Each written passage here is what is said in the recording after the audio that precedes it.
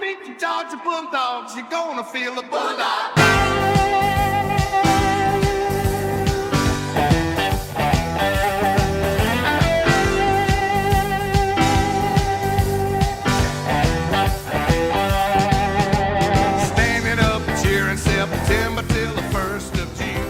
Hello, everybody, and welcome to Row 60, a Georgia football podcast. My name is Clark Gaines. Joining me today, as always, Adam Thornton. Boom, baby. And Boom. This is show number 96. Welcome back, folks. Georgia is now 9-2 on the season with a 59-21 victory over the UMass Minutemen. Yes, sir. And your first, I was about to say your SEC East champions, because I've been used to doing that, the past, 3 years that we've been doing this podcast, Clark. But I guess your SEC first to clinch championship game appearance, baby, in this new era of the SEC, man. Fired up about that. Wow, what a weekend of college football. Big win over UMass. Big weekend around the landscape of college football, Clark. And, man, one more regular season week to go. Guys, it flies by, and it goes quicker every single year, man. But, wow, what a year it's been. What a year it's been. For sure. Golly. One of my favorite weeks of the year, Adam. I'm sure you would echo that as well. Absolutely. But we want to wish everybody a happy Thanksgiving. Everybody except Brent Key, Adam. That's right. Everybody but Brent Key. Everybody but Brent Key and everybody that resides at the North Avenue Trade School. I would say have a happy Thanksgiving. Yeah. Everybody but the Yellow Jackets, That's the right. nerds. Plain old-fashioned hate, baby. Oh, Love it. Can't wait. This Friday night, Georgia takes on Georgia Tech. We're going to talk about that game here later. We're going to wrap up the UMass game. Not a whole lot to say. A few things, though. We've got some Clark's fun facts. Good. We'll talk about the college football rankings. Briefly talk about those. Tonight is Tuesday night. So it is. We're recording this the night before the release of this episode. So bringing you a little bit more up-to-date news. And Adam, we've talked with our Row 60 patrons. Have we? And we've gotten some feedback on how they want the episodes to be in the future. And there's some talk. I don't know if we're 100% sold on this yet, but there's some talk that we sort of split the episodes, our weekly episodes in the season, into two different episodes. So you'll have a recap of the game. That will be its own episode. You'll have your Gameday Atmosphere, your concession stands report, and that kind of episode. And then you'll have a preview episode, which is essentially, it's what we're doing now, but all in one. So there's talks, though. They kind of want to see it split up. Okay. We're thinking about it. I like it, man. You like it? Oh, I like it, man, because me, I love to get on here and ramble. Yeah. I know that's hard to believe. And, you look down at the clock here, the old ticker that we got right here in front of us, and it's like, dang, it's 1:40 in, Yeah. And we've been talking, just good fellowship. Good talk and everything. Good X's and O talk and whatnot. And putting it into two, man, that'd be awesome. Yeah, I'm good with that. If that's what the people want to see, man, then they deserve it. That's right. They deserve it. Yeah. So that's awesome. So we'll probably what that would look like. Just right quick, I want to kind of make everyone else aware if this does give happen. us a preview. So paint us a picture. We, the game's Saturday. For example, a UMass game. We would have already released an episode for you in this new format on Sunday night, maybe even Monday morning. And it's a little bit more up to date, a little more fresh, because when we get to Wednesdays, a lot of you guys probably don't want to hear about UMass anymore. We're ready to roll. Ready to focus on Georgia Tech. So, and that makes total sense. So, and then the second episode would be released normally like on a Wednesday. So it'd be still the same kind of banner, all the same fun, just two different episodes. I like it, man. You get to kind of split it up. So I like it. We're still thinking on that. Aren't settled on that yet, but yeah, just wanted to throw that out there. I'm all for categorization, I guess I would say, Clark, as far as having one episode, one category, past week's game. Next episode, the next category, next week's game. And that kind of be the bookend right there. And then the meat and potatoes, if there's any news in between that we could shed on the back end as well. So I like it. Yeah. I like it. All right. Let's go back to this past Saturday. Beautiful day in Sanford Stadium. Got to finally break out a hoodie. It was that cold. Adam, you wore jeans. You make fun of me for wearing jeans in 90-degree weather. In September, which does make sense, I guess. But yeah, what did you wear? I can't remember. I wear jeans whether it's whether it's February or whether it's July and it's 9 degrees outside every single day for work. So I decide, when I could wear shorts, and on Saturdays in September I do it. But, it was a little bit blustery out, a little bit chilly, Clark. So I broke out the old jeans, man, and my traditional game day Georgia boots and a nice little pullover, Clark. I love my Nike Georgia pullovers. Yeah. And that's the first time I broke it out since, and the one I wear during the game, I'm so weird. But a lot of the stuff I wear on Saturdays to Georgia football games, I only wear to Georgia football games. Nowhere else. Really? Nowhere else. Yeah. So, now that you say that, that's 100% true. I've never seen you wear your black pullover anywhere else other than Sanford Stadium or on away games. That's true. Yeah, and then that red one I have too. So, I don't know why. It's just kind of, I got tucked away in my closet right there is my game day attire that's only broke out special occasions. I've got to ask you, do you ever wash this stuff? It gets Okay, washed, good. Clark. Okay, we got to have good hygiene, man. We got to be Just clean. making sure. And we got to, I might even steam a shirt every now and then. Clark. Really? Yeah, Wait. You or Kelsey? I steam it. Wow. Kelsey introduced this steaming method to me after I would just put on wrinkled shirts and whatnot, early on in our marriage. And I kind of like the process. I'm not a big ironer, but I'll steam. I'll throw that bad boy, I'll throw the shirt on a hanger and get the old steamer out and make some swipes through there. And I'm like, it does take away some wrinkles, makes myself look a little bit more presentable. So why not, I've got a trick, Adam. What's that? Even easier than steaming. It's the same. It's literally the same concept as in the as bathroom? steam. No. Now that's another one. Yeah, you can hang your clothes up in the bathroom, as you're taking a hot shower. Right. That's one way of doing it. A more effective way. What's that? I've got a little squirt bottle, right? Ah. And I have water in it. Yes. And I lay it on top of the dryer. Yes. And every time I have wrinkled clothes, I just squirt the water bottle and get the clothes just a little damp, not too much. Yeah. Throw it in the dryer for like 3 minutes. Boom. Nice, it's toasty, no wrinkles, nothing. I'll be done. It's awesome. Might have to try that, Clark. Yeah. And see, a problem I have with my clothes is I leave them in the dryer for too long and then get them out and they're wrinkled. But then I like to hit refresh because I'm not ready to unload the dryer yet because I'm doing something. So I'm like, I tell kids, I'm going to hit them on refresh about 15 more minutes, And then after that 15 minutes goes, I think they're still a little bit damp. I probably need to go another 15, So just continue the process until finally get them out. They're wrinkled. I fold them up, do the whole works. Whatnot then. So interesting. Wait, how did we get here? Oh, we're talking about game day. day. Yeah. Okay. Hey, it was a great game Saturday in terms of the weather and everything. It was. The crowd turnout wasn't awesome necessarily, and that's to be expected. It's UMass. I think as the fans, we get a pass for what we did 2 weeks ago in Sanford when we were playing Tennessee. Right. And we do need to save our voices for this Friday, almost said Saturday, but Friday night with Tech coming into town by Friday. And I think like a lot of students may have already gone back to their respected homes last weekend, then because they need to get back to they need to have to skip some Thanksgiving dinners probably on Friday night to get back to Sanford Friday night. That's right. Need them, So I think a lot of people did some Thanksgiving celebrations on Saturday and stuff, and we're out of town. So slim crowd, but it was to be expected after heck of a day it was the previous week. For sure. All right, let's go to the weekly concession stands report. Yes, sir. Adam, you got to have something this week because I don't have anything. As I walked through the gates of Sanford Stadium, the smell of the glazed pecans hit me, and I was like, man, I hadn't had them in a while. I think I had them maybe the Tennessee Tech game or one of the early September games, Clark, and I said, I'm going to get me some. And I did, and they were glorious. Good. They're really good, man. I love that is an option that you could go to Sanford Stadium and get glazed almonds, glazed pecans. And I know I've talked about it time and time again, but need to be reminded, not every venue in college athletics or athletics period have glazed pecans. It's something like you would get up in the Smoky Mountains, Clark, like a Pigeon Forge or like Dollywood or something, So, it just feels right for this type of weather.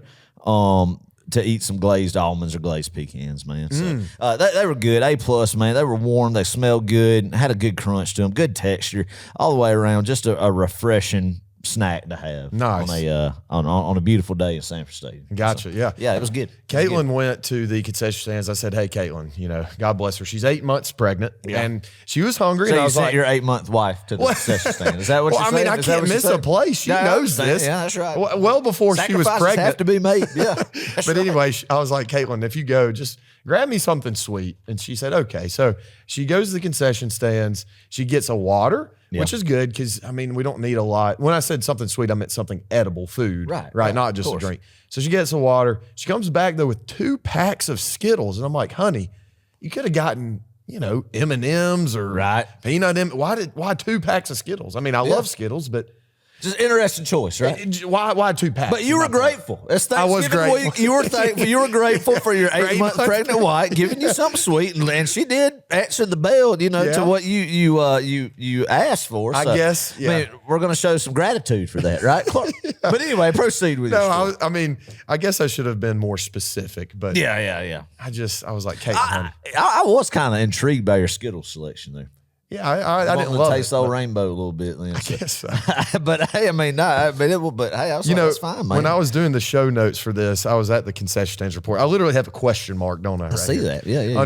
Because I was like, I don't know what else to say. But I did ask Caitlin. I asked her. I said, "Is there anything that stood out about the concession stands?" And she said, "Yes." They need to have more options in terms of hot drinks, whether it's coffee, hot chocolate. True. Last year and the years past, they've served Swiss Miss hot chocolate, which I'm not a fan of unless you're actually putting warm milk in the hot chocolate. All right. I think water just is no good with Swiss Miss, but milk in Swiss Miss is acceptable. Okay. It's only acceptable hot chocolate. Man, I'll drink it with water. I'll drink any hot beverage, but I love a popping hot caffeinated beverage like my coffee that I do get. So I miss having, and I hadn't seen it. Maybe I've just missed it, not looked hard enough. But I love, maybe Friday night they'll have some. Love getting a coffee at Sanford Stadium before, but I can't remember the last time I was able to get a coffee in Sanford. I know, like you said, the hot chocolate.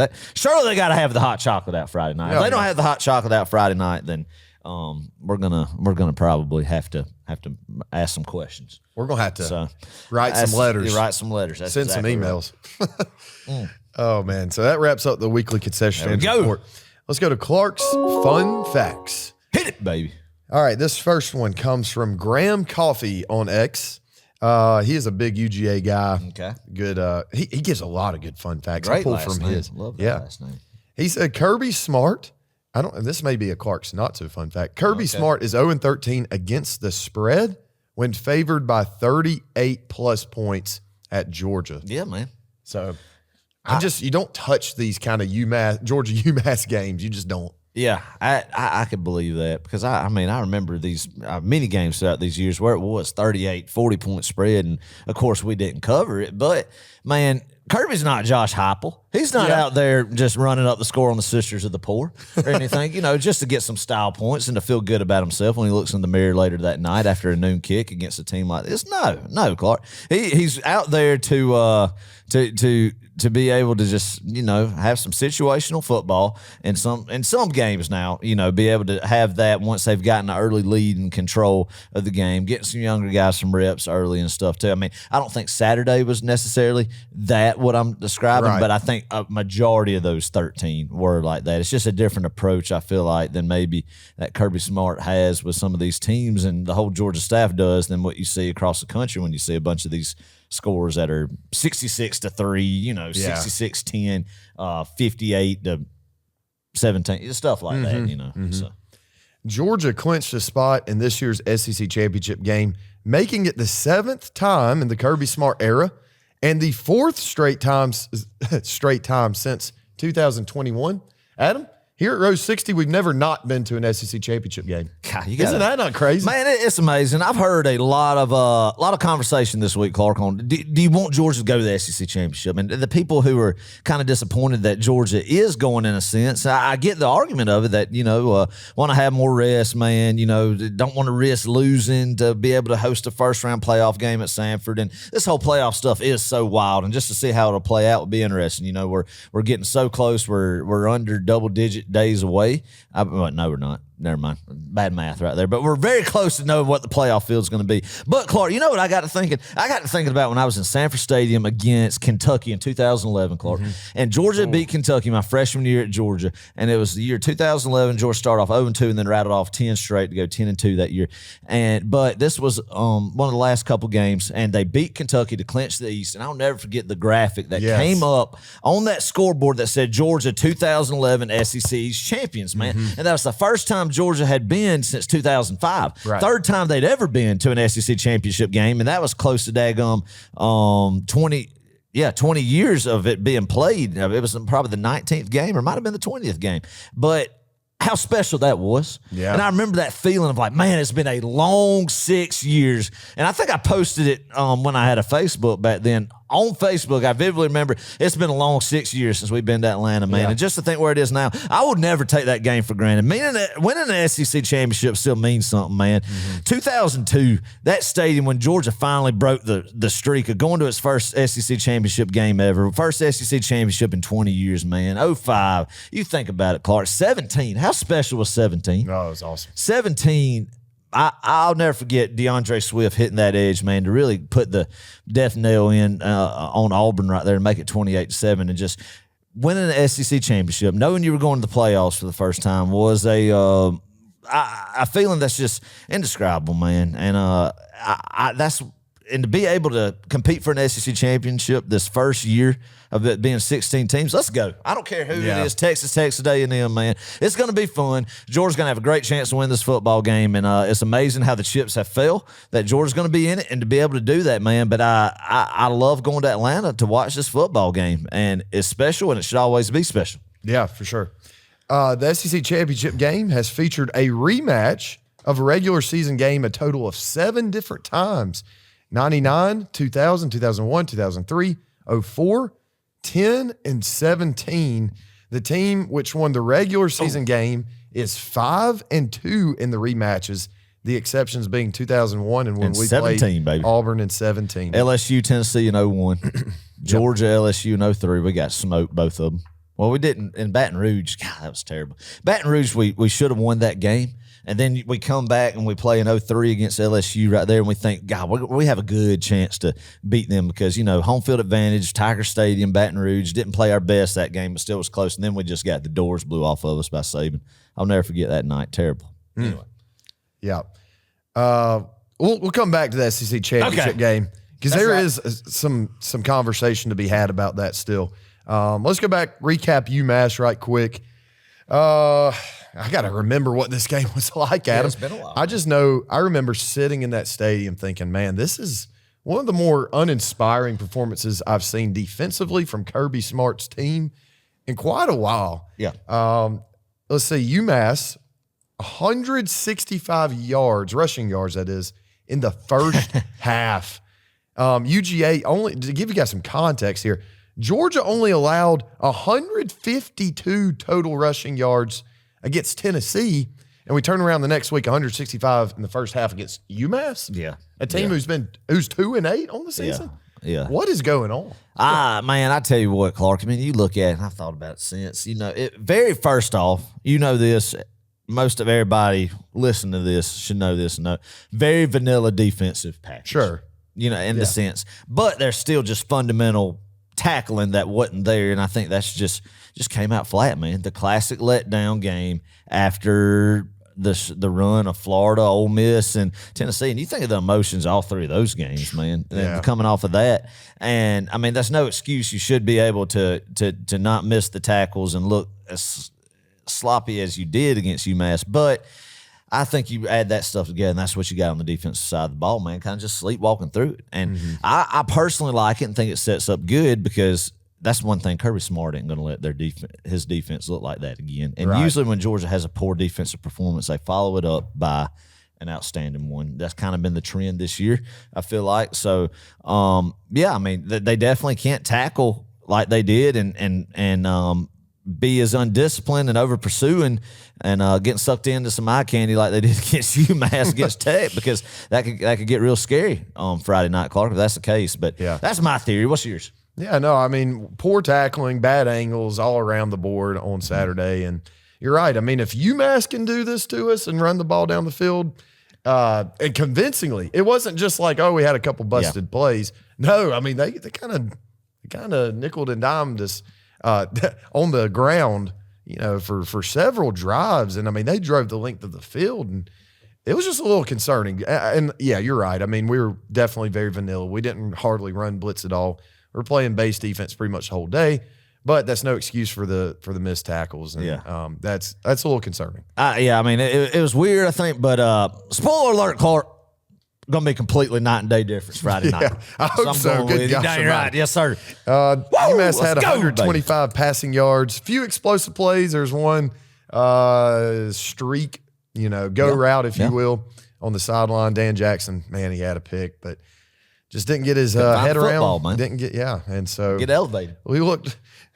It was a little embarrassing. I got to be honest. Well, it wasn't good. Was terrible. It wasn't good. I mean, there was some stuff, but I mean, you go into the film room, you get your tail chewed out, you get a chip on your shoulder, and you come out with your hair on fire next Friday night. That's what I'm going with. Offensively, though, we did have our way. Carson Beck went 20 for 31, 297 yards through the air, 4 touchdowns. Nate Frazier, definitely the player of the game here. 21 carries, 136 yards, 3 touchdowns. Adam, what do you like about Nate Frazier? What I love about Nate Frazier, man, is you could tell via his social media, he has an appreciation for Georgia football history. Yes. And he wants to be one of the great running backs at the University of Georgia. As a true freshman coming in with that mindset, man, and kind of the odes he's given after scoring a touchdown, like in the bins, doing the Sony Michel jazz hands, and the bow, and then the gator chomp like Gurley did in Jacksonville, even though Kirby didn't really care for that one too much. But as a fan, I love it, man. And what I love about him is you could tell he is just gaining more and more confidence, man. Yeah. He's having to grow up very quick. Had a rough day in Oxford, Mississippi, and a lot of people did on this Georgia football team that day. But he's protecting the football now the past couple games, and he's been called upon to have more carries. And I just love him, man. I think the kid's going to be you said it, so I'll steal it from you, but I agree, the best running back since DeAndre Swift at the University of Georgia. Going back to celebrations right quick, I watched one of his touchdowns against UMass. He did the Gurley bow, right? Yep. Then, I mean, this was simultaneous. Then he did the Sony Michel jazz hands. I love it. And then, literally right after that, he did the DeAndre Swift. I credit it to Nick Chubb. I think he started that. Where he leaps up in the air and he gets hoisted in the air by the left tackle or something. I love it, man. Yeah. So it was a 3-1 celebration. I was like, man, Frazier's a dog. Got a pretty good DeAndre Swift dead leg too. Yeah, he sure does. Man, he just runs fast and hard and physical. I tell you, another guy I like seeing, Adam, was Chauncey Bowens. He got some carries. Still looking good. We're still thin, the running back room. No ETN, no Roderick Robinson, no Branson Robinson, though I am hearing that both of those guys, Roderick and Branson, are starting to get some more reps, which is good. Yeah. Clark, I mean, it's amazing how we looked at it in August. Like, man, this is the deepest running back room Georgia's had since, I don't know what, when you look at the talent from top to bottom, 1 through 5, and, we find ourselves here week 11 where we're at. That's just college football. That's the nature of the SEC. And old Lady Luck hadn't smiled down on us in that position as far as the injury bug is concerned. But wow, what it would mean to take care of business against Tech, take care of business against one of the Texas schools in the SEC championship, and have that time to get healthy going into the playoff, man. I mean, golly, it's just way too giddy thinking about it. Yeah. Way too giddy thinking about it. And then way too giddy thinking about something else that could be added to another position group on the offense that we're going to get to later in the program. Okay. All right. Yep. Let's not get too ahead of ourselves. No, we're not here right now. And do we even know if that's going to happen? Oh, it's happening, baby. You think? Saddle up for it. What's happening? Yes, sir. Wait, are we talking about the same thing? No, we're talking about the same thing, and it's not going to be this game or the next game, but okay. We're not talking about the same thing. Sorry. Oh, we're not. We're talking about something I'm talking about something that was happening in the group text earlier today. Ryan Williams. Oh, no. I'm talking about another receiver. Yes. Sorry. But no, that would be oh, God, that happened. I believe it when I see it. Anyway, Arian Smith, 3 receptions, 110 yards, 1 touchdown on the day. And Adam, one more fun fact on this game, and we'll kind of move on here. 12 guys caught a pass. Yeah. I love that. Yeah. Spreading the wealth. I love it, man. Good on Arian Smith right there. He's what he's been through at Georgia.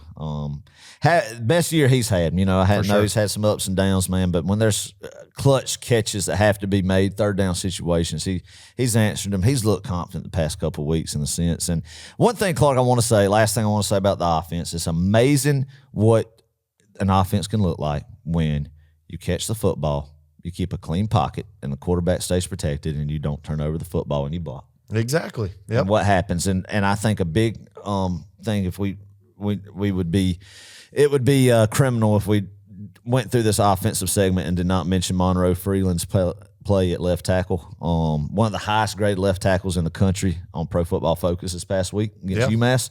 The past 2 weeks that he's been there basically the whole game is, I don't think, a coincidence of a big key cog in how this offensive machine has steadily increased its production the past couple of weeks, man, and can't wait to see him continue there the rest of the year. Yeah. So good on him. Tip of the hat to him. Like you said, Adam, clean game. We had just one penalty, and I believe it was a 5-yard, maybe false start, something like that kind of penalty, and then no turnovers. So, yeah, I mean, you're offense did what they had to do. Yeah, offense is rolling, humming. That's what we need. But once again, it does not feel like we've peaked yet. Like it doesn't. We have not put back-to-back games of just total domination. But we could. But by gosh, the offense is starting to ramp that way, man. Like we've been wanting. And it was like after the Ole Miss game, kind of like, God, are what we are. But then Tennessee happened. And I know it's UMass, but the execution level was there against a team like UMass. I felt like that you could ask, all you could ask for on the offensive side of the football. So very excited going into the Georgia Tech game in the postseason about where this offense is heading, man. And hopefully they continue that elevation up. Yeah. All right, moving on. We've got some college football playoff rankings. We just got these about 3 hours ago. Adam, I've got a little bone to pick with ESPN. I do too. It took 20 minutes to get our rankings because college basketball do we care is about on. Basketball? No. We don't. Not yet. We care about the Hoop Dogs. Yeah, but not even yet. But we don't care about Kansas and Duke in November. Right. And Memphis. And Michigan State. I don't care. Nah, I don't care either. Like we are obsessed with football. We want football right now. This is a pivotal time there for football. We have no time for the hardwood right now. I'm with you. Dadgummit.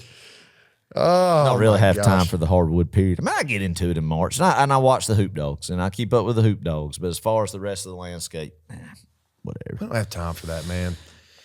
America's game is I on agree. football. I was thinking, I was getting antsy about the rankings, just wanting to see what was going on. And I was like, God, is this game ever going to end, man? Well, I'm on I was streaming. Were you? I was trying to stream the playoff thing, but it said your event hasn't started. And so I was like, what the heck is happening? So I went on Twitter and lo and behold, nobody else, everybody else was waiting. We were all anxiously awaiting, man. Yeah. All right, so we do have our top 15, and the reason I'm doing 15 is because realistically, I think any one of these 15 teams still has a shot, some way better than others. Obviously, 15, 14, 13 don't have as good of a shot or any at all, really. But I'm going to read through, starting with number 15, go down the list right quick, just so everybody knows. So number 15, South Carolina. That's an interesting team right there. If they go and beat Clemson, we'll talk about this game in a little bit. If they go beat Clemson, man, they might have a case. Number 14, Ole Miss. 13, Alabama. I love it. Number 12, Clemson. Love it. Outside looking in. I love it. Right. First team out is what they say. Number 11, Boise State. Number 10, Indiana. That's comforting to see that they're down below Georgia. Number 9, SMU. 8 is Tennessee. 7, Georgia. 6, Miami. 5, Notre Dame. 4, Penn State. 3, Texas. 2, Ohio State, and 1, Oregon. Give me those 11 teams that are there, then add Arizona State as the 12th team for the Big 12 champion automatic qualifier. Give me that 12 teams all day long. I'm with you. I mean, is that not a dream? I mean, Indiana, Arizona State, Notre Dame, Miami, SMU, Boise State. You kidding me? Yeah. I mean, you got to look out for 3 teams, in my opinion. Tennessee and Texas, Ohio State, Oregon. Listen, I know some would probably disagree with me, but Miami, if they can put it all together, I went back and watched little Miami this past week. They're not that bad of a team, man. But they just have played inconsistently here and there. And if they can, it's kind of like us. Yeah. They have all the potential in the world to be really, really good. They just haven't put all 4 quarters together for a full game. But I mean, outside of those, who else? Who else is better than Georgia? I mean, I don't. I mean, I only see 2 teams in that 12 that scare me, and that's Oregon and Ohio State, really. Fair. Yeah. I don't know. I don't know, man. Right now, if you look at the bracket, it's not going to happen the next 2 weeks with the football's being played. I promise you, there's not going to be Tennessee versus Georgia and Sanford again. But it was funny seeing that pop up and just the possibility. It's like, man, can you imagine them coming back to Sanford and us beating them again? How great that would be. Oh, man. That would be pretty satisfying. Oh, man. But I'll be honest, Clark. I don't understand. I have one thing to say about this, too. How does Alabama drop 6 spots after losing by 21 on the road to a sub-500 unranked Oklahoma team? Right. Georgia loses by 18 to Ole Miss. I forgot where they were ranked at the time, like 12 or 13, about where they are now, right? Yeah. But only a lost couple games at that point in the season, and Georgia drops 9 spots. Like, that was my same thought. Doesn't make sense. And how's Ole Miss not ranked above Alabama? I don't know. I'm telling you, they're still letting Alabama linger around. That if the ESPN media machine, it's too big of a brand, Adam. Alabama is a money maker. Clark, I'm telling you what. I hate I'm about to say this.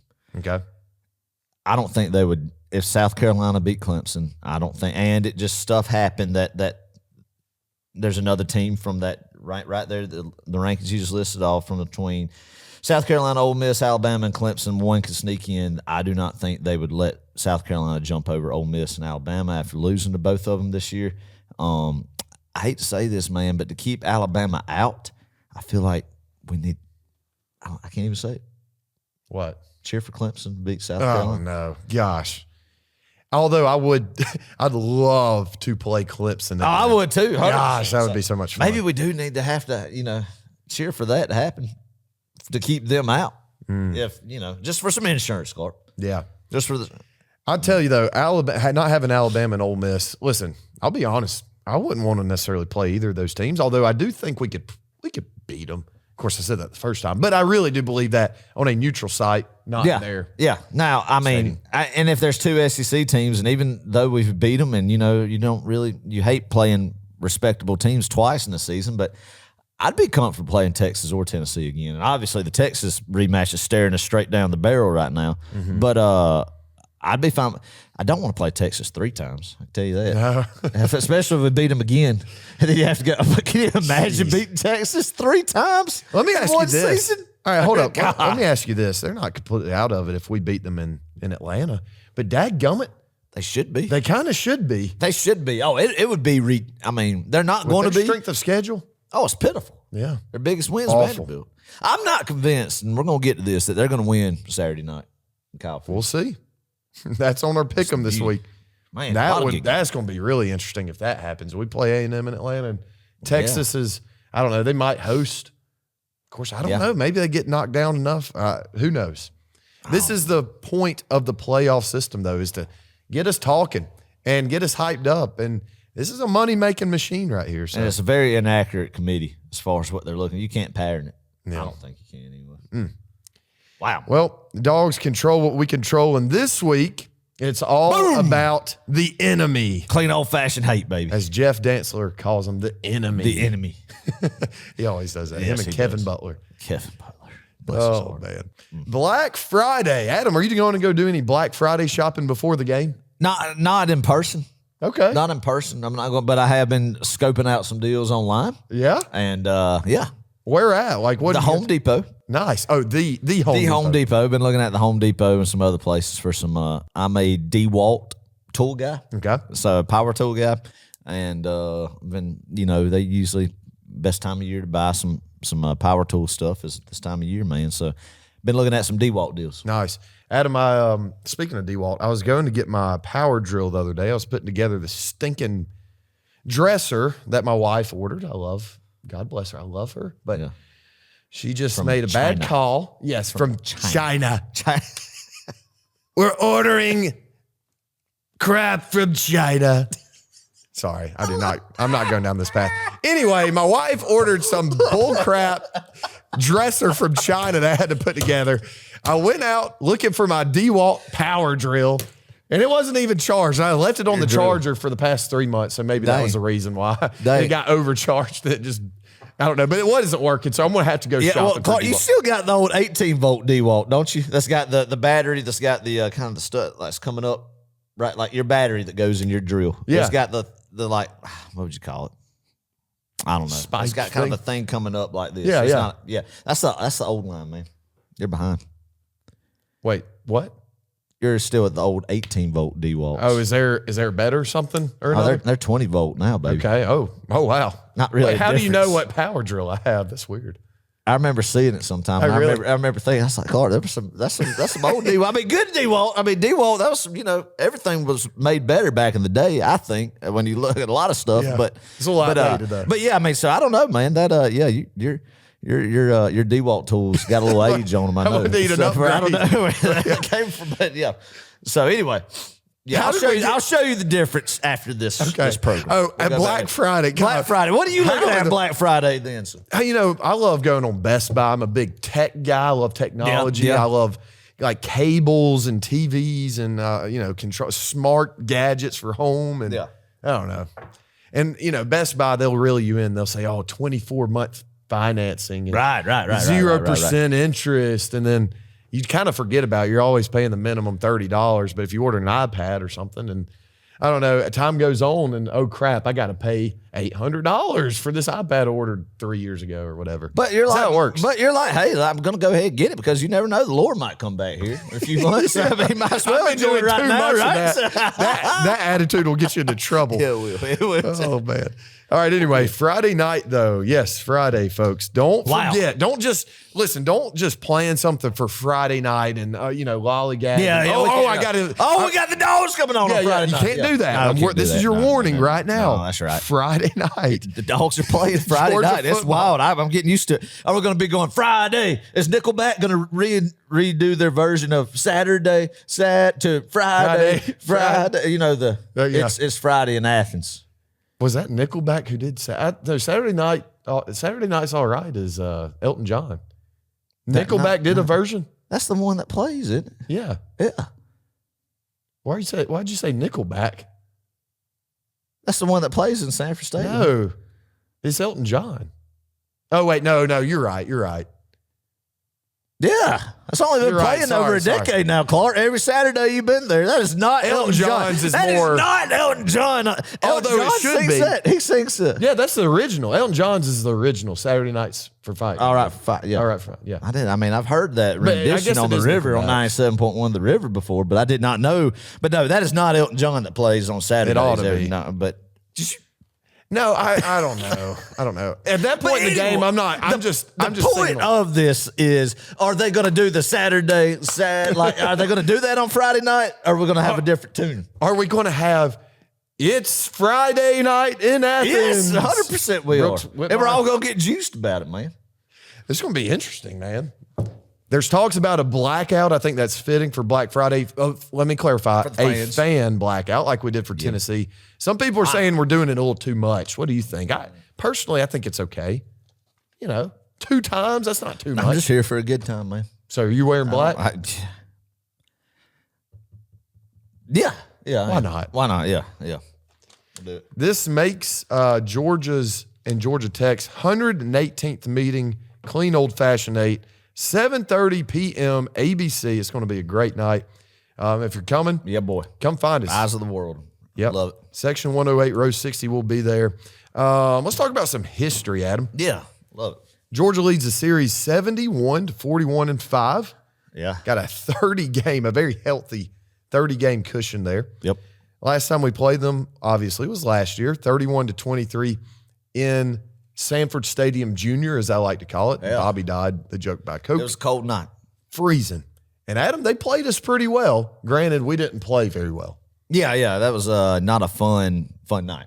No. When Bobby died, I'll say the least. Between the weather and the way Georgia played, I don't really enjoy myself when I go to that venue anyway. I hate going on Tech's campus. Really? I despise it, man.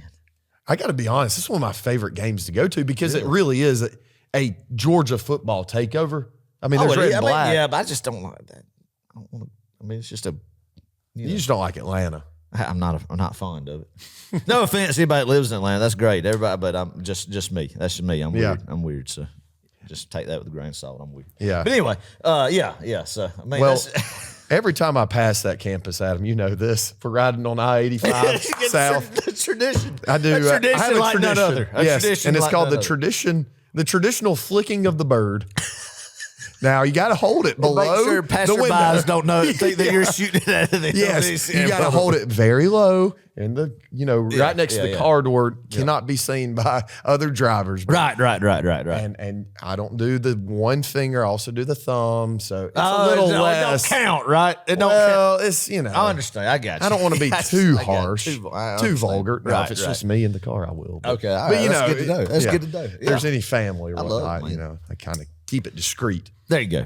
Anyway, Adam, yes, Georgia, though, is currently on a 6-game win streak. Longest is 8 by Georgia Tech. This Friday night would have been tied. We could have tied the longest streak in this. Man. But Georgia Tech decided they didn't want to 2020. play us in 2020. I say that. It's more of a conference thing. Yeah. It's COVID, whatever. Yeah, But we'll beat them in 2020. Mm-hmm. So that means that we lost a home game against them in 2022. In 2022, TO. Or TOO, rather. Yeah.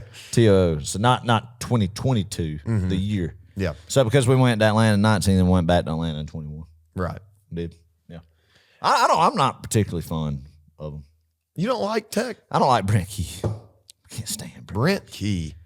We needed a coach like Brent Key for us just to not like, because we lost Gus. We lost Dan Mullen. We lost Jeff Collins. What a sad day in row 60 lore. I know. When we lost him mid-season. God, what a I sad love day. Jeff Collins because he was awful. Hated Paul Johnson, too. Could not stand Paul Johnson. Could not stand Paul Johnson. And then Kirby Smart on a faithful day in Atlanta, Georgia in 2017, Thanksgiving weekend, killed the triple option. Yes. Stacking them middle linebackers like that, man. Roquan. God. And Datrez Patrick. Oh, yeah. That was a defense. There's nothing better than seeing a defense key in on the triple option. Like, everybody knows their assignment, man. Blow up the B-back. Not having bad eye discipline, like knowing your responsibility. That if you got the quarterback, you're on the quarterback. If you got the pitch man, you got the pitch man. You blow it up. And that's what happened. It killed it that day. Yeah.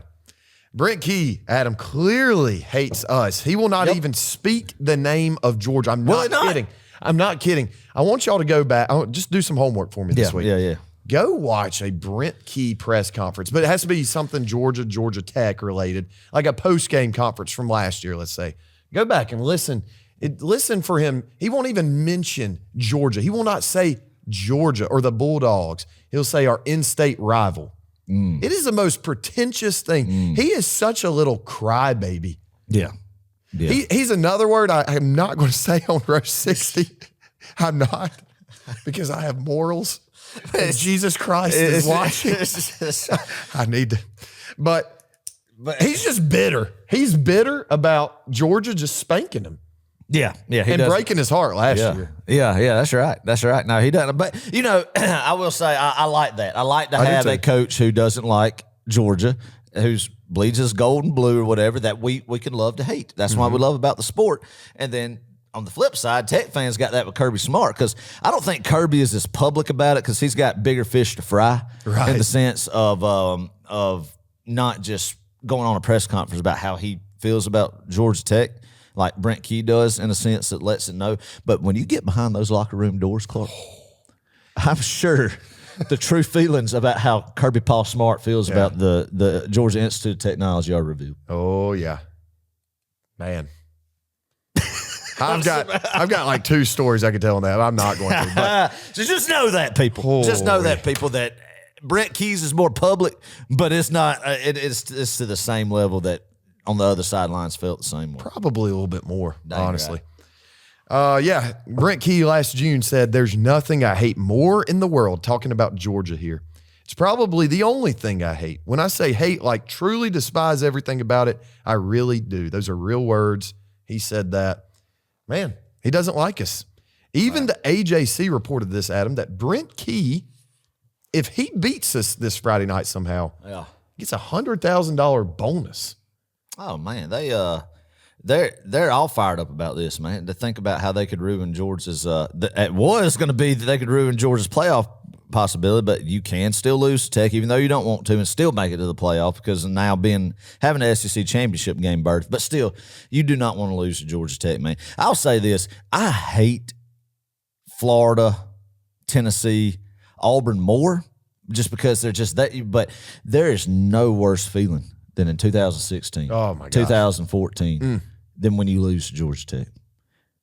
Yep. And I've never seen Georgia lose to Georgia Tech in Atlanta because they haven't lost this millennium thanks to Mark Richt. That's what got Coach Donnan fired, was he lost to, Top Dog. That's right, Mark Richt.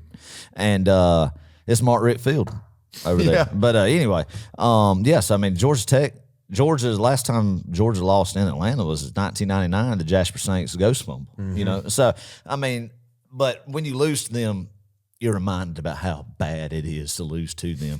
And you really don't take for me, I take the wins against them pretty much for granted because I'm now looking forward to the next week, the SEC championship game. You know, you win that game and then boom. But yeah, I mean, they're wanting their players wanting to come, beat Georgia, and then tear up the hedges, put them in their mouth. God, I can't stand that, man. Adam, I think my hatred for Georgia Tech just, I don't know, it skyrocketed. 2011, you were there with me. Georgia Tech. In Atlanta. Larry Munson had just died. Yeah. And Georgia, the Redcoats, this was back when, I don't know if this was a special thing, but the Redcoats actually got to perform, I believe, it was either halftime or pregame. I'm pretty sure it was pregame. During pregame, the Redcoats were out there. They spelled Munson, and they did this really heartfelt tribute to Larry Munson. Yeah. And they started playing the battle hymn. And during the battle hymn, the whole Georgia Tech student section, just classless, to hell with Georgia, you know. Yeah. And that just got my blood boiling. It still does to this day, just thinking about it, man.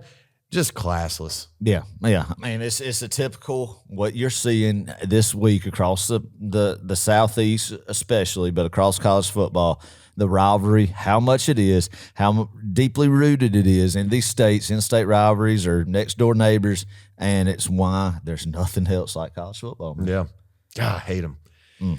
Let's talk about this game, though, and this season. Dogs open as a 19.5-point favorite. Let me ask you one question again before this. Okay. What's your favorite Georgia Tech game?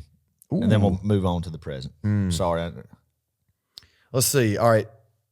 Let me go back to, I tell you, Adam, I really, really enjoyed 2013. Yeah. And we were down 20-0 going we were, with Hudson Mason and Todd Gurley. Yeah. Because Murray just tore his ACL the week before against Kentucky. And we were sitting up there in that upper deck, and I just remember looking at you thinking, what in the world? What are we doing? We have no business being rowdy, man. It was a 3:30 kick. Right. Yeah. We have no business being down 20-0 against a not very good Georgia Tech team. And, you know, it was that year kind of falling into pieces, falling to pieces. Yeah, it did. And I just remember looking at you at halftime thinking, what's going on? We come out second half. We somehow pull it together. We put enough points on the board to go into overtime.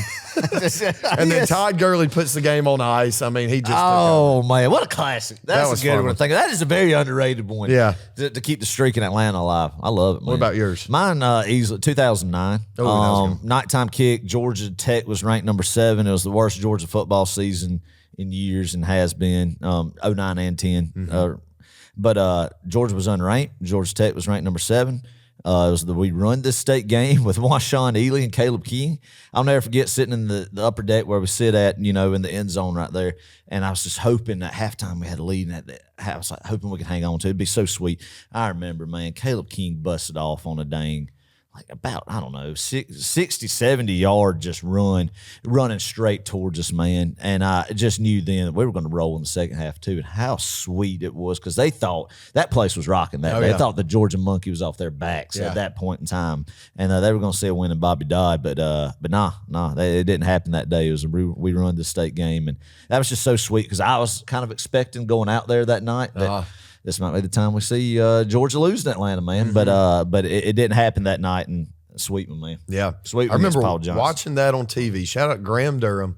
remember watching that with you and your dad at your log cabin out in Stevens County. And how about that? I remember looking at those fans. You're right; they really thought they were going to win, yeah. and to see their faces. And there's a classic picture of this Georgia Tech student, and is dressed as a bumblebee or whatever, whatever the HE double hockey sticks they are.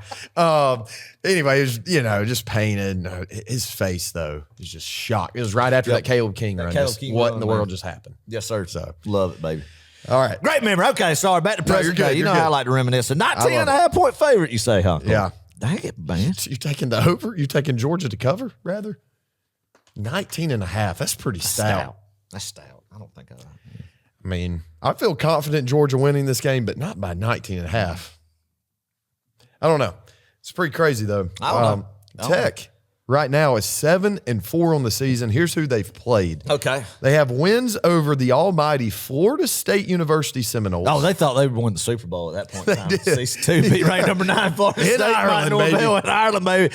They were rolling. I mean, Brent Key was juiced. Yeah. That was a big program to fight and win right there, Clark. Bless They their probably hearts. still got, the whole locker room's probably just littered with pictures of that day in Ireland over Yeah. the 2024 Florida State Seminoles. Yeah. One of the worst Florida State week teams 0 win. in history. Big week 0 win. No, is this actually the worst Florida State team in the history of Florida State? It's got to be since before Football. Bobby Bowden was there, and that was like 80 years ago. that was, That's what it well, seems I like. actually think it was before Jesus Christ was born in Bethlehem. To be honest with you, so I mean, I don't know, millennia ago. I mean, Oh my gosh, Jesus Christ!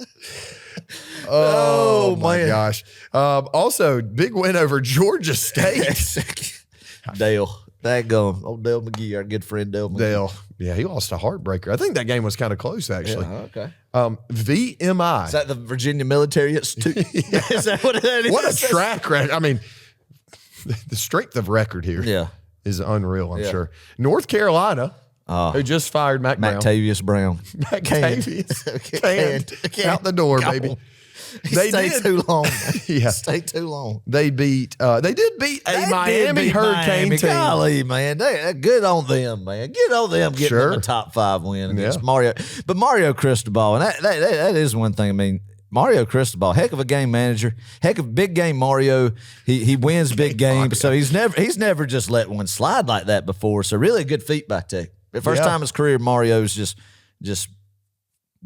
messed himself and lost a game that he shouldn't have. Shoot, they lost last year to Tech. I'm being sorry. sarcastic right there. Okay, I did not pick that up.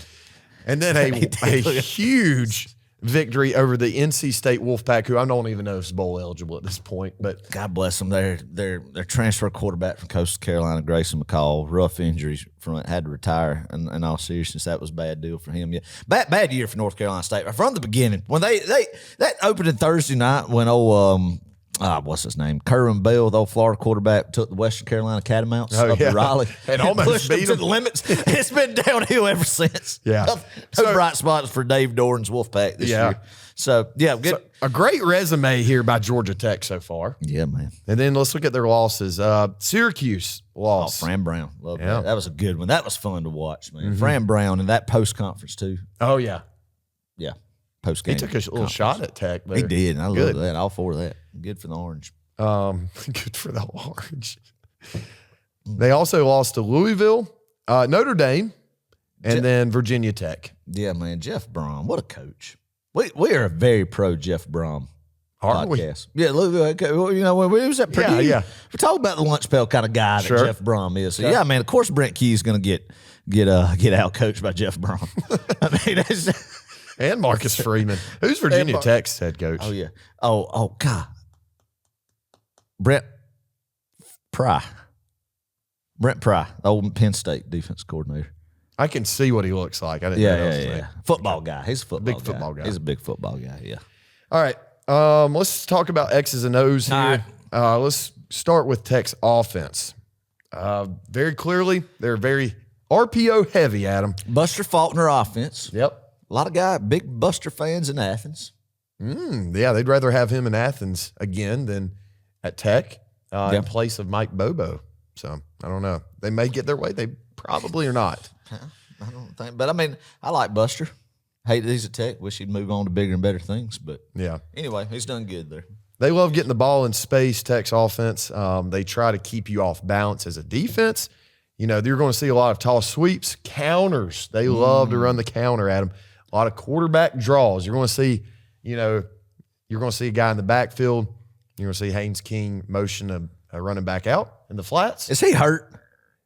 He has a lingering shoulder injury. Now, I watched last week. He did play against NC State, but now they're doing a two quarterback system between Haynes King and Aaron Philo. Philo. I saw that. I thought it was like Fido or Philo. Maybe. He sounded like he was a Lord of the Rings character. Okay. Isn't that what Fido is? Was he a Lord of the Rings? I mean, I've never seen it before. Somebody, where did I hear that from? I don't know. I've never seen the Lord of the Rings. We need to watch that. but somebody, it's one of those Harry Potter, Lord of the Rings. I categorize it mythical. Like it's got dragons that spit fire in them. You know that type of series. Yeah. Book, and, you know. Okay. I think he sounds like he's a character that should be in one of them. I see. Tech runs a lot of off tackle. They do bootlegs. Just a lot of eye candy. I love saying eye candy. Say it. A lot of eye candy. You got to be disciplined. Good eye discipline, Clark. You got to have good eye discipline. Got to stay home, baby. I feel like got we to stay say home this about every team. Our X's and O's analysis is just thrilling. Look, so involved. You got to stay home. Cover the backside, man. Yeah. Stay home. Oh, man. Tech's offense ranks second in the nation for sacks allowed. They've only given up 5 this year, which is pretty respectable, but a lot of that has to do with the fact that they're getting the ball out of their hands and they're running their eyes, as Kirby would say. That's right. My gosh. That's how you avoid getting sacked. That's right. Yeah. Oh, man. But sure enough, no, Tech's offense line's pretty good. Hey, shout out to Keelan Rutledge. Yeah. A Franklin County guy, played at Franklin County, made one of the biggest catches in Franklin County football history against Stevens County, beat rival Stevens County. So he's actually there, I believe. Gosh, I could be wrong about this. I'm pretty sure he's either left or right guard. Number 77. Okay. If you see him, just know he comes from the place where Adam and I live and reside. So, yeah. But no, Tech's offensive line's pretty good. They do a good job getting a hat on a hat and moving guys. Now, will that be done against Georgia's defensive line? I don't know. We hope not. Hope not. Good gosh. But if they are, that's where guys like C.J. Allen, that's where guys like Smile, Damon, they got to step up, fill these gaps, and strike at them. You got to strike blockers this week, especially out on the perimeter. They're going to, I mean, that's their game plan. They're probably not going to run it a ton up the middle, though they will. That's where they got us a lot last year. It is true. Yeah, they stretch you out. Stretch you out, man. Stretch you out. So can't have a repeat of that. Yeah. Some guys to look out for on their offense. Number 11, Jamal Haynes. He's their junior running back. Only 5'9". Adam, you're taller than him. Am I? I am, ain't I? Yeah. How about that? Only 5'9". There's a lot of Hayeses and Haynes and running backs like Clemson and Alabama and Tech. I mean, I can't keep them up. And they all have the first name with a J. Mm-hmm. Like Jamal or Justice or something. I mean, I get them all confused. I get all the J. Hayes is confused. Yeah. Anyway. But he's their featured back, number 11, 717 yards this year on the ground. Then you have number 10, Haynes King. Yeah, there's another. Yeah. That's their quarterback. The Texas A&M transfer. Right. He ran really well against us last year. Playing through a shoulder injury, not sure about his status for Saturday. I'm sure he's good to go. Yeah. But he did, I think he took a big hit last week, or maybe it was the Miami game a couple weeks ago. Regardless, though, 4th best completion percentage in FBS, 72%. They're very good, efficient through the air.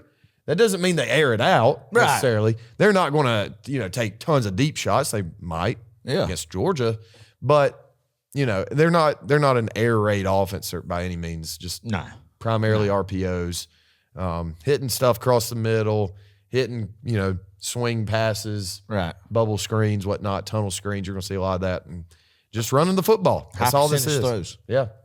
Yeah.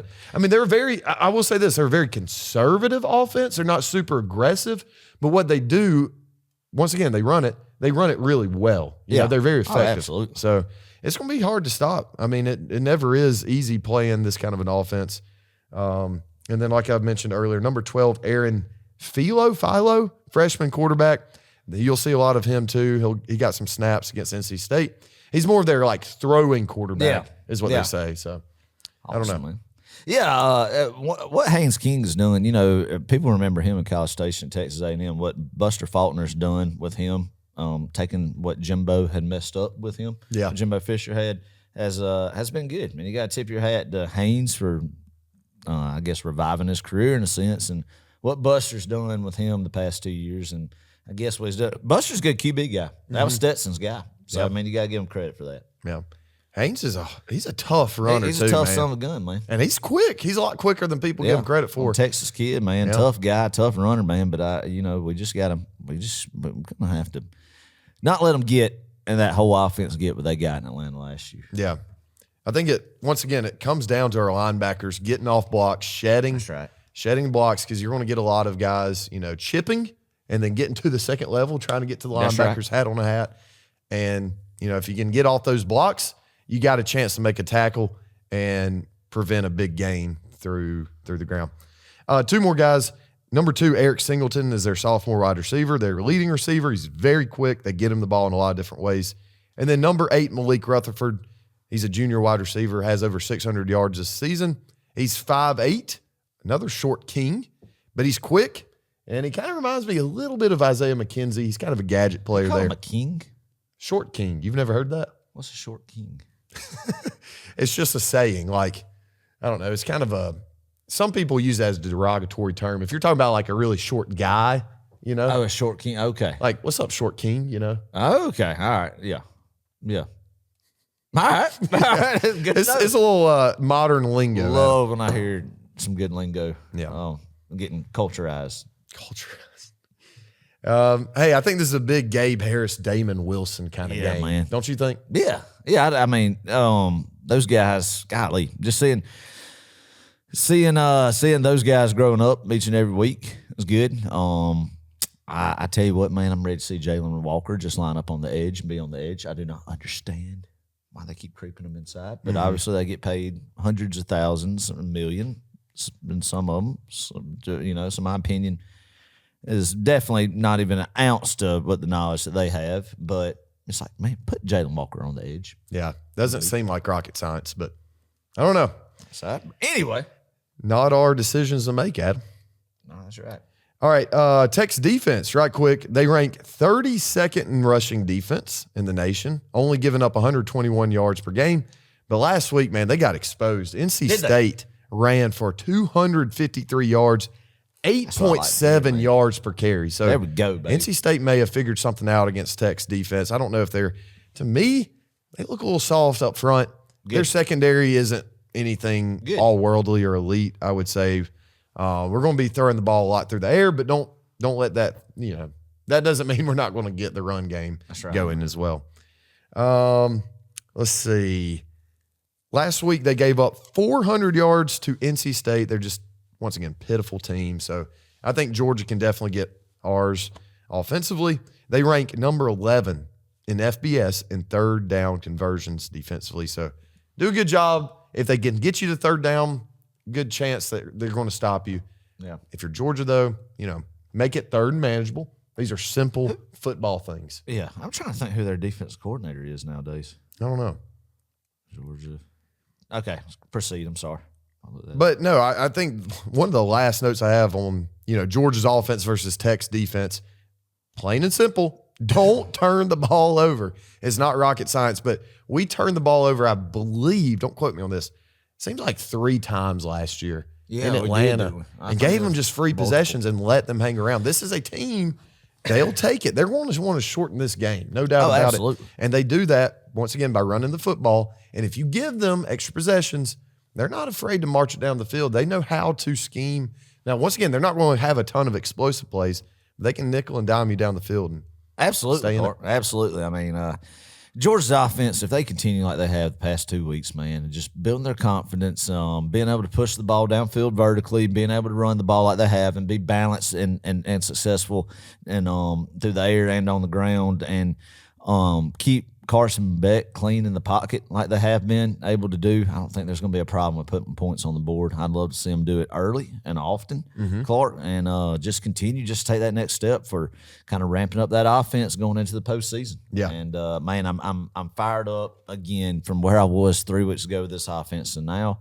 I mean, and it's not even just because they put up X amount of points. It's their body language too out on the field, man, that you're seeing out of all these guys. And I think they're going to come out on fire. And against this Tech, I think they're going to get it in the air and on the ground.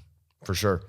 Tech plays really clean football. They aren't exactly heavily penalized, and they rarely turn the ball over. They're tied for 4th in FBS in turnovers lost. So they do not turn the ball over that much. And I think if you're Georgia, defensively, you lean on this crowd. We're going to give it to you. That's right. We've got the energy this week. We're going to bring our juice and make this place, Sanford Stadium, that is a living you-know-what. And it's going to be awesome. Great, so man. lean into that defense and, let's create some havoc, some turnovers, and get out of here with a win. And please, dear Lord, no injuries. No injuries. That's what we want. No injuries and a win.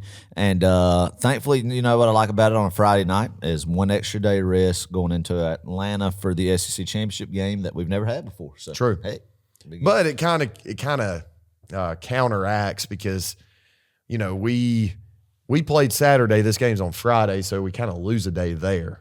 Right, but I get what you're saying. Yeah. A day on the back end. The back end is what I'm saying. Yeah. Now, Tech does have a day up on us because they played last Thursday. 2 days, yeah.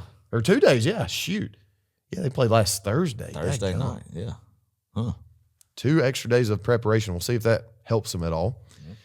But, yeah, that pretty much wraps up Tech, man. Just, once again, run the football, do the little things right, tackle, strike. Dang right, baby. I don't know, block. Just play clean football, man. Yeah. Play clean football. On defense, just stop the run. Like you said, don't let them get to the edge and stretch the field. Contain that, man, and make Haynes King or Fido or whoever their quarter, Philo, whoever, beat you with their arm. Yeah. And I feel like we're going to be good. I feel good about the offense side of the football. And let's just roll, man. Make a statement. Make a statement. Make a statement against these guys. And I'd love to just see Brent Key speechless after this football game Friday night, because I guarantee you they're gearing up thinking that they're going to come into Sanford Stadium and steal one from us. And it's just not going to happen, man. I just don't feel it this year. Don't feel like it's going to happen this year. Not this year. Good. All right, we got some other news to talk about right quick before we move on to some games and such. Yep. Colby Young back practicing with the team. Now, he's not going to be available this Saturday, but this is good news. And I think this is, man, if we can get certain guys back, and we're about to list you some more. Yeah. We might be peaking at the right time. Just getting a little bit too. Can't get too ahead of ourselves here. I mean, if I get thinking about it too much, I get a little bit too juice. Yeah. Too excited. So, Colby Young, man, I'm not going to get into the legal stuff, what's going on there, but apparently the girl dropped all the charges, said she made up all that stuff. I think something like that. I don't know. I shouldn't be talking about it because I don't know enough of the situation. I just trust Kirby Smart, the Georgia staff, everybody involved in the situation that he's innocent to be able to come back. And if he is, obviously, and it looks like he is, then he should be able to, man. And hopefully he could come get back into game shape and by the playoffs, man, be able to make up for some lost time. Yeah. And man, it'd be huge. What a great unexpected surprise. For sure. Also, some really good news out of Athens. Branson and Roderick Robinson both getting some reps at practice. That's the word on the street. Good. And we need both of those guys back for depth for a lot of different reasons for this offense, especially when we go into postseason play. That's right. Having both of those guys back will be huge. Huge. Kristen Miller last week, I think, dislocated his shoulder against UMass. Won't be back for Georgia Tech, but I think it's not as serious as maybe they had initially thought it was. Which is really good to know. And then two other guys, receivers, Dylan Bell and Anthony Evans, might be able to go Saturday. Maybe. We'll see. We'll see. Maybe. I don't know if you risk it, but I don't know, man. Get those guys back healthy. Those are 2 more weapons on this offense side of the football that, once again, we need. We need all the health, and all the depth that we can get. Absolutely. Moving forward. Absolutely. And then last but not least, Glenn Schumann, rumors about him leaving for North Carolina after Mac Brown firing. So, yeah. I don't know how I feel about this, Adam. Yeah, I mean, you feel like maybe if you're Glenn Schumann, you saw what Dan Lannon did a few years ago, taking a very, top 5 job in the country at Oregon. You see what that's transpired into. So does Schumann continue to wait like Kirby did, like Dan Lannon did, and instead, or is this a very appealing job to him if North Carolina offers a interview? I mean, I've never been, but I've heard Chapel Hill's nice. It's not going to be the gauntlet of the SEC. So if you do build a program there in the ACC, you're contending with Clemson and maybe Miami, and Florida State's down, and you have a path to the playoffs pretty good each year. And Glenn Schumann is naturally a good recruiter for Georgia out of North Carolina. Yeah. And that area, man. So he's already got those connections there. So I think North Carolina would be crazy not to give him an interview. And, this might be a job that's appealing to Glenn Schumann to start his head coach's career. I don't know. And if it is, we wish him the best. Thankful for what he's done since December of 2015 when he came in with Kirby Smart, man. I mean, he's literally been with Kirby since day one. Yeah. But he's not going yet. And, when we don't hope that by any means. But if it is an opportunity he wants for him and his family, I mean, I don't know. I personally think he could do better, starting off. But, I mean, this would be one where I wouldn't fault it with it. It's not like it's Florida Atlantic or something. Yeah. Yeah, I have a lot of respect for Glenn Schumann. Great coach, honestly. Great recruiter. I know he's caught some – that's not even a word. He's caught some flack here past few weeks, man. I think it's been unwarranted. He's a great coach, great defensive mind, and he has a great connection with every single player that he comes in contact with, which I know would make him a great head coach. So, yeah, if he leaves for North Carolina, can't necessarily blame him. But, man, love to keep him around. That's right. And once again, that's just rumored as of right now. But, where there's smoke, there's fire. So, we'll see. Week 13 games. Let's go back to last week and talk about some other big games here. Yeah. Indiana at Ohio State. Gosh, this game started off close, and then Ohio State took over 38-15. The Buckeyes win. Yeah, I mean, nothing else to say, Clark, but Ohio State just pulled away and showed just how much I feel like just better of a football team they are than Indiana. I think Indiana is going to be a team I want to see in the playoffs, man. Yeah. If you're a fan of a team that's playing in the playoffs, projected to be in there, then you want to see Indiana in the field. 100%. So yeah. I'm glad they're still up there and potentially getting the field. Mm-hmm. Ole Miss at Florida. Boy. 24-17. The Gators chomp. Man. Wow. I feel like, Clark, the 3 SEC games we're going to talk about in this segment and just the pattern of the whole year, and it's been like this forever, but especially this year has never been more relevant besides Georgia going to Austin, Texas, of how hard it is to go, no matter what the records are, on the road in the SEC and come out with a win. It's crazy, man. I mean, it is insane. Yeah. It Florida is insane. takes care of business. Did you see the Tennessee fans in Neyland Stadium as this game was going on? I saw doing that. the Gator chomp? And they're supposed to be big rivals and hate them as like we hate them. There is no way on God's green earth that you would ever see me doing a Gator chomp. Have you ever heard the baby shark? The do baby. My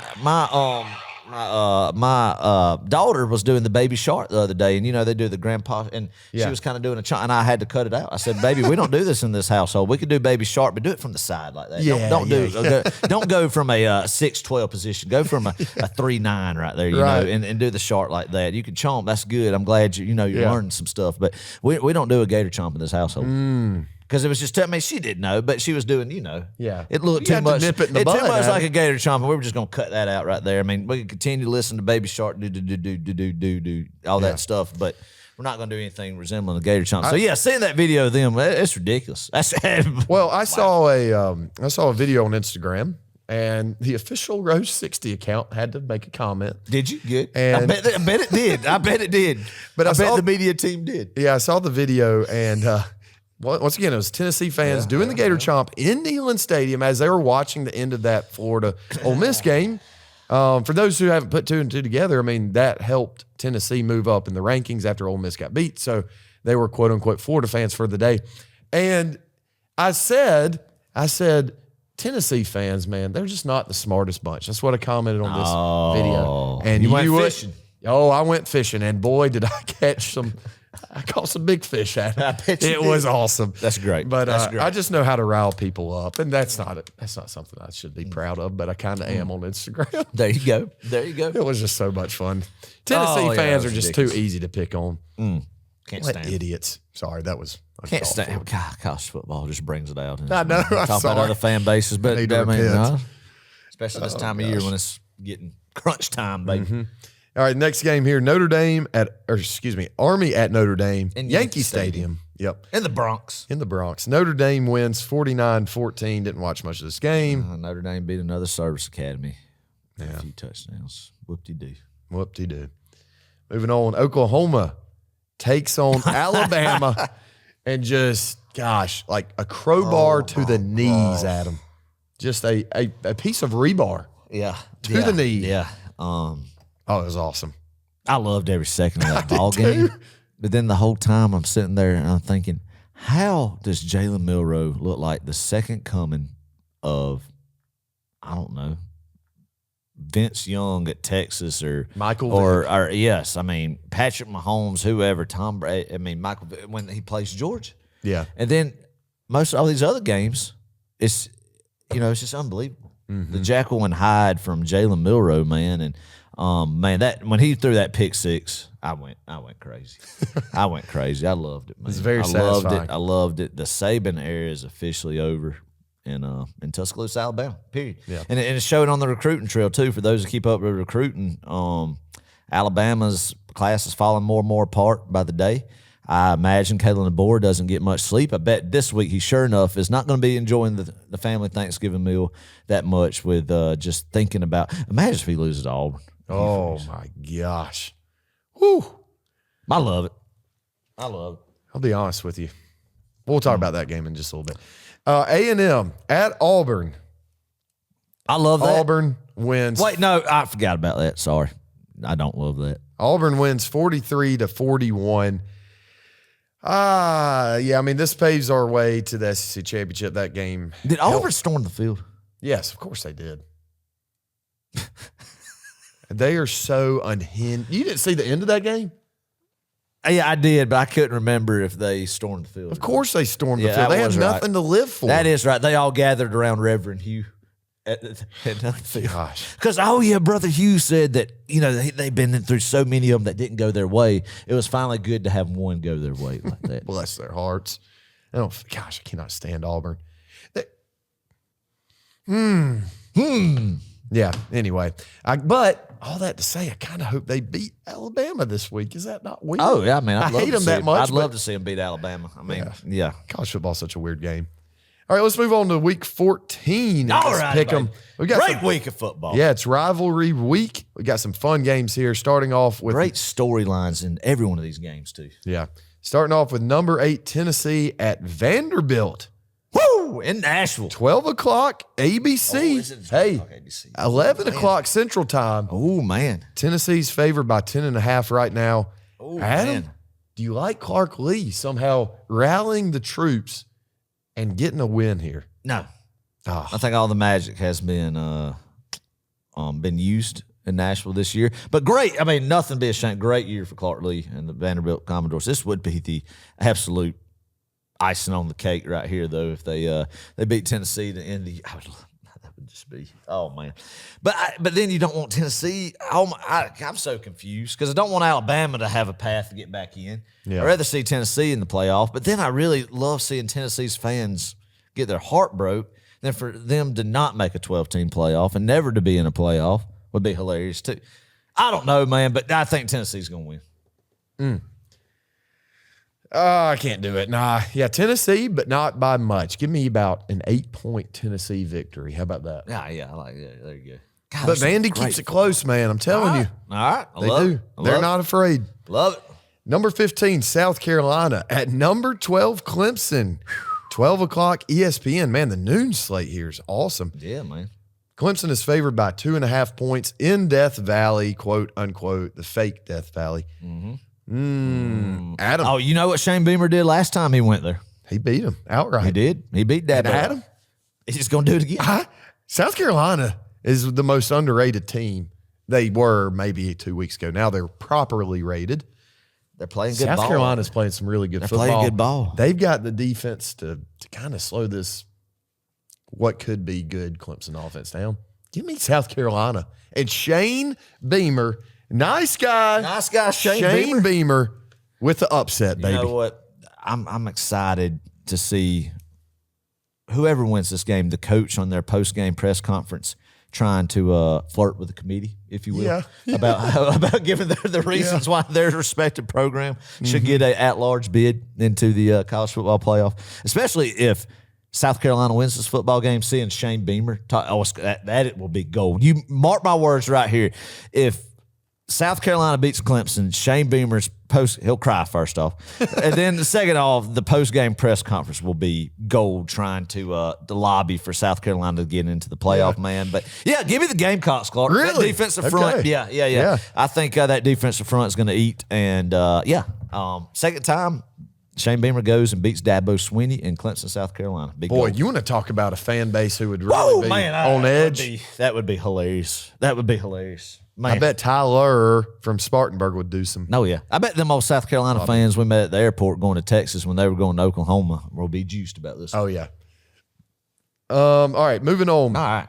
The Iron Bowl. Iron Bowl, baby. Auburn at number 13, Alabama, 3:30 ABC. Should be CBS, but rest in peace. Yep.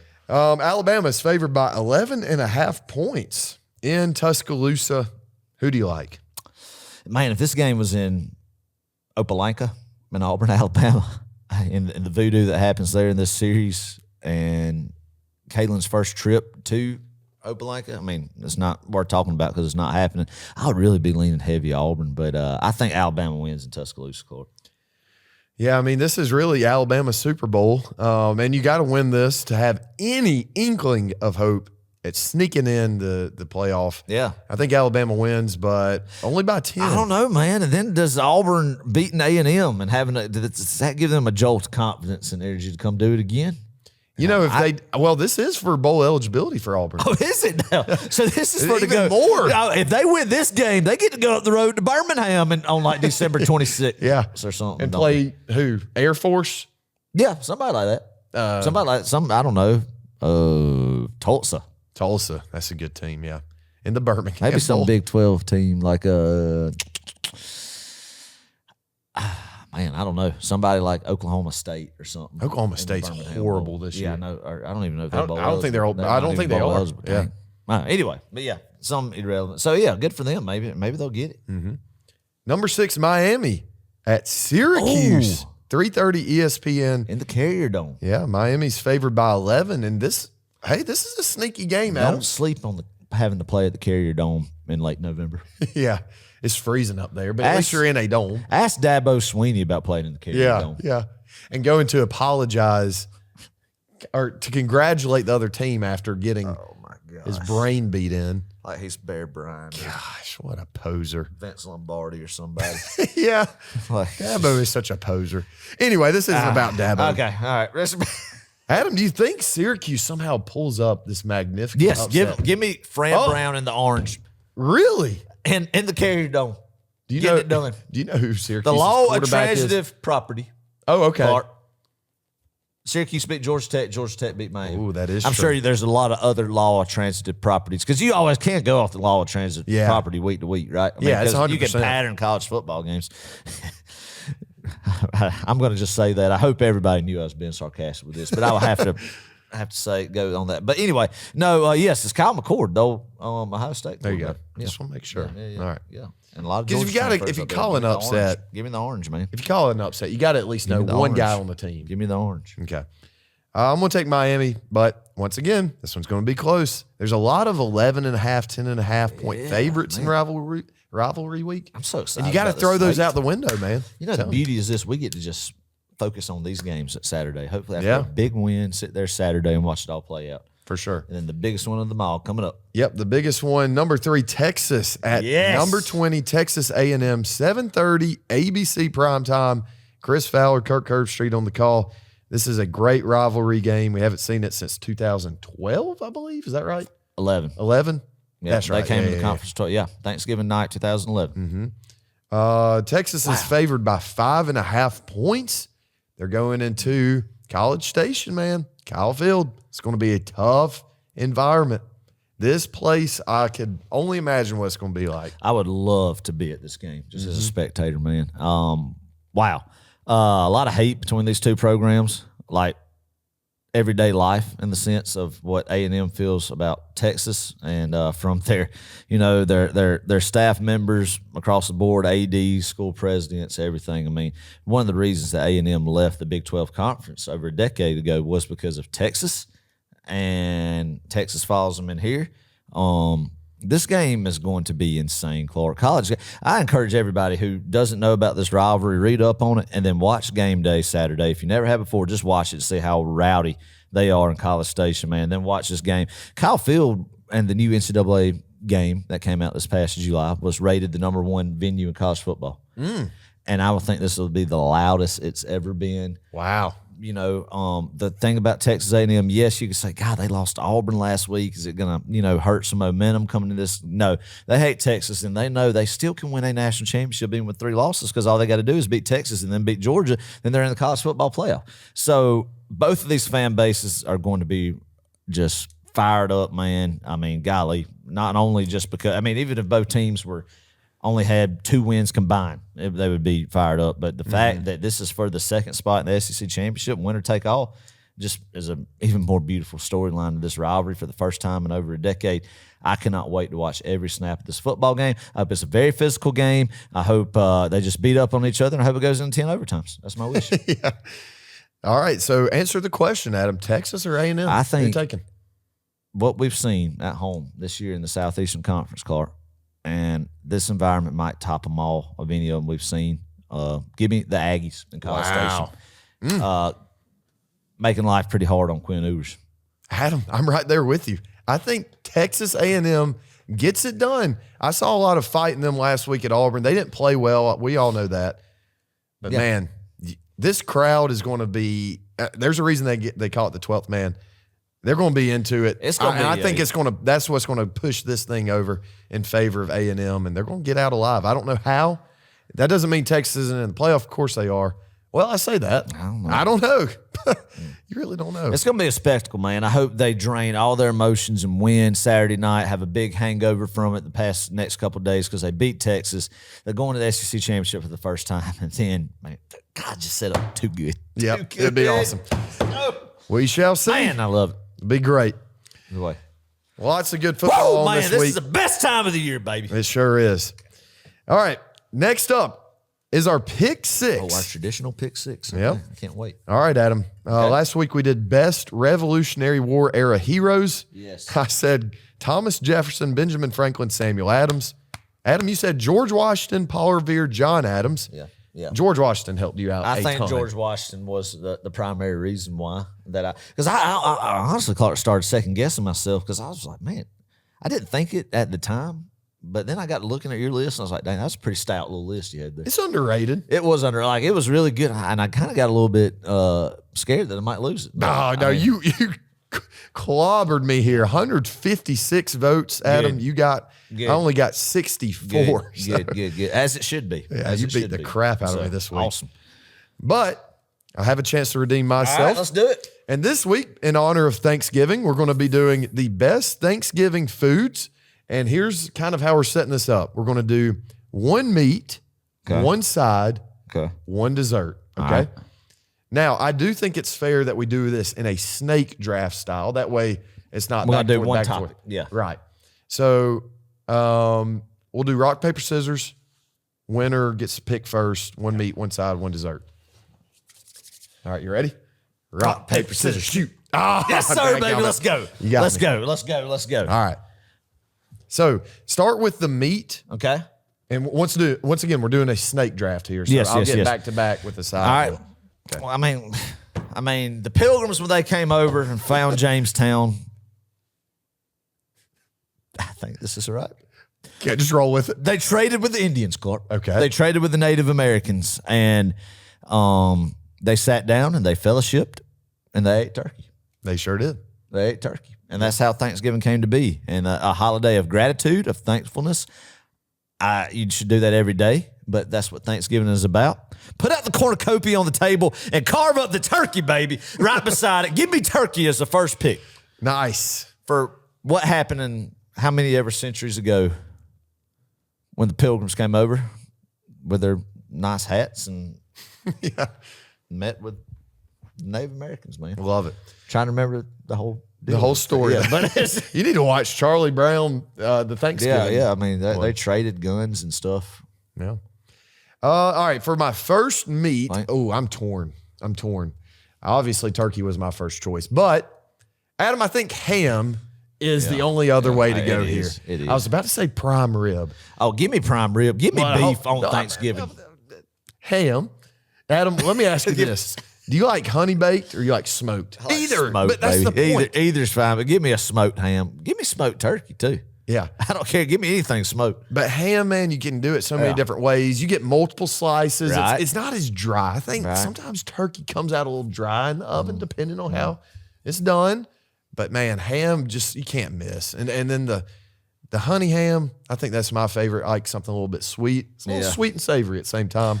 It's a good compliment to turkey. They work together. They do. They go hand in hand, man. It's Thanksgiving. It's Christmas. I'm an advocate, and I would start a movement to do away, actually, with ham and turkey for Thanksgiving and go to steaks. Okay. All right. Beef. Filet mignon. Baby, you dang right. And baked potato. Rib-eyes. And a baked potato. Yeah. And a piece of Texas toast. Give me that over the traditional. My question But anyway, is, I'm grateful and thankful for any type of food and being in this country. Okay. All right. So now we go to next to the sides, right? the side. Yeah, Yep. yeah. And snake draft here. All right. My one side, gosh dang, this one's tough. There's two I want to say, but I'm going to have to pick one. Yeah. Adam, I'm going with stuffing. Dressing. Dressing, stuffing, Dressing. whatever you want to call it. We live in the southeastern part of the United States. Call it by its proper name. Dressing, fine. Yes. God, you got mine. Dressing is great when it does not have onions in it. That's me personally. I don't like. I like you don't like onionless onions. dressing, but no, I can eat it either way. I mean, even if it does, it's like stew. You just eat it. You don't ask what's in Gravy it. on it. Yeah, right. You put some white gravy on it. You don't ask what's in the stuffing. You just eat it. Right, and you love it. right. Dressing. Yeah, absolutely. Love it. Dressing. I got to get that. Dressing. There you go. Love it. But yeah, that's one on my one side. I'm going with squash casserole, baby. Oh, no. Yes. I love squash casserole, especially my wife, Kelsey. Shout out to her. That is my favorite thing that she cooks, and she does it on Thanksgiving as well. Squash casserole. I ate it at the cafe in Carnesville the other day, too. It wasn't as good as my wife's, but it was still good. I love it. Every time you get it on the table, give me some squash casserole. No disrespect to Can't Kelsey, believe but I don't think I could stomach squash casserole. I love squash casserole, man. I probably should have went with like mac and cheese or something, but Hey, I don't know. Maybe. But squash casserole's good. Turkey's going to win you a lot of Ah, votes, yeah, I we'll think. see. That might have been a blunder, but I loved it. But anyway, wait till All you right. hear my dessert. I don't think you're going to go with it first. Go ahead. Or no, it's no, my your turn. turn, Yeah, Adam. that's right. Good. Pecan pie cheesecake. Oh. Is that different from pecan pie? I don't think you need to go in there. I That might be a little bit- can't do that. It's too close. Nah, All it's right, too fine. close, too close. This is Continue. an assortment of pecan pie. Pecan pie Okay. cheesecake. My mother-in-law makes pecan pie cheesecake that is very, very good, especially when it's right out of the oven. And the good thing about pecan pie cheesecake, Clark, is you could eat it when it's out of a microwave, heated up, or right out of the refrigerator cold. There's no bad way to eat pecan pie cheesecake. A delicacy right there, man, when you're watching the Cowboys getting beat after stuffing yourself at about 4 o'clock, getting ready for the next round of food, get you some pecan pie cheesecake. Okay. Adam, all right. I'm not going to say pecan pie. I mean, if you want to, you can do pecan pie. That's fine. I'm going to go with a different variation Okay, all right. of pecan pie. All right. You get a little more specific. Yeah, you yeah. got one specific, I'll take another. Okay. Chocolate pecan pie. Come on now. There you go. Chocolate All right. and pecans, it's just a great combination. The Lord created those things to be together, to be married together in a pie Yeah. form. Yeah. And you just can't beat chocolate and pecan That's and right, sugar. That's right. Honestly, I could eat any of this stuff, minus the squash casserole. That's gross. I'm sorry, Adam. I love squash casserole, man. You really do. I really love squash casserole. Talking it up. Yeah, I'm a big fan of it. Well, squash Big is advocate kind of of like zucchini. I mean, zucchini is a squash, right? A variation. You grow it. Yeah, they grow very similarly in the garden. You could easily get a good stand on it, and you could get over flooded with them in a hurry when you're growing the garden. Well, I do like zucchini, so maybe if I like zucchini, You'd like squash. I'd like squash. Yeah, absolutely. Absolutely. I have to try it. Any honorable mentions? Yeah, they're both vegetables. Honorable mentions, man. I've got one. I still love cornbread with any type of home cooked meal, any type of meal, period. But really, I mean, mac and cheese. You can't beat a good pot of mac and cheese or hash brown casserole. Yeah. Yeah, give me some hash brown casserole. Okay. Do you like the crock pot mac and cheese? Yeah, I like any mac and cheese. I don't discriminate against mac and cheese. Okay, good. No, that's it. I'm going to shout out your grandmother, my great aunt. Yep. Yes. Makes the best fried okra in the entire universe. Okra. That's right. Gosh, dang. I don't know if that's necessarily a Thanksgiving dish, although I believe, I'm sure it's served at Thanksgiving. That's right. That's right. So shout out to BB. She makes the best fried okra. That's great. And I better shout out my grandmother, Mimi, who is BB's sister. That's right. Before she gets jealous. Mimi pound cakes. Pound cakes. Can't beat a Mimi pound cake and a BB cornbread that I like. Her cornbread, that's what I allude to. Man, just I cannot wait. Oh, it's a blessing to have grandmothers that can cook.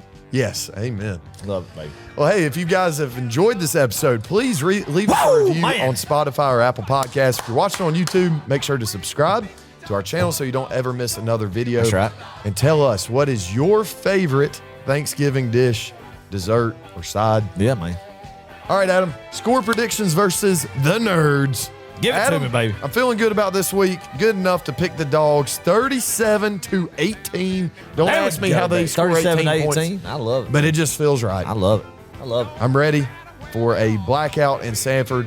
Night game is going to be great. Friday night, prime time, baby. Chill in the air. Hey, I love it, man. Let Georgia Tech notice about getting wrapped. Last time we kicked off against them at night in Sanford Stadium was 2010. I believe we beat them 41-14. Yep. That game. So, yeah, do it again. Do it again and just show that it's even louder now in Sanford. Let it be an environment their fans have never heard, their players have never been into.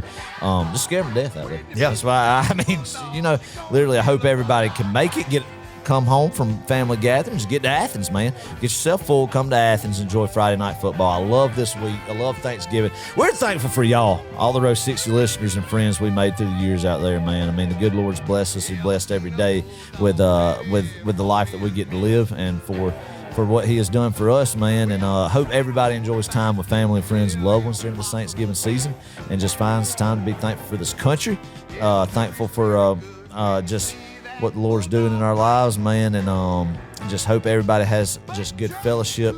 Love this. Love getting in the deer woods Thanksgiving morning, eating, watching football. Nothing better is what the good Lord intended to do during Thanksgiving, spend time with family. And then after Thanksgiving, it's business time on Friday, baby. Black Friday, Georgia Tech. Whole country watching. This Georgia team's ramping up and starting to peak at the right time. Last regular season game until it's another yet again postseason championship run for the Georgia Bulldogs. What a blessing. Be thankful for that on Thanksgiving too, baby. Georgia wins this football game 34-13. Yes, sir. See y'all in Athens on Friday. Go Dogs, baby. Go Dogs. Hoo, hoo, hoo.